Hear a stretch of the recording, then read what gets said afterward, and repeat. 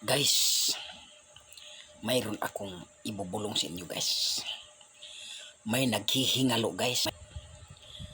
Naghihingalo guys ang impeachment laban kay Sara Duterte guys.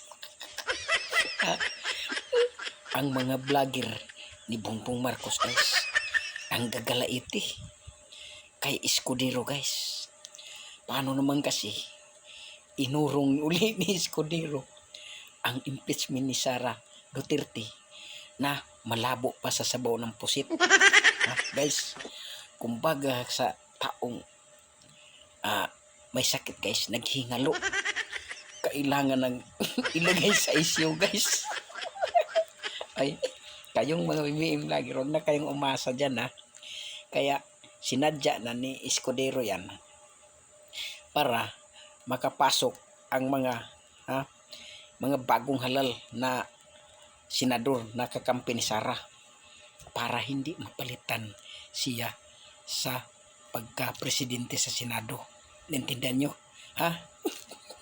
Kayo huwag na kayong umasa pa.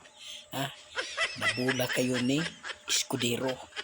Huwag kayong magalit, baka kayo ma-high blood, kayo pa ma-ICU Easy lang kayo. Huwag kayong galit na galit.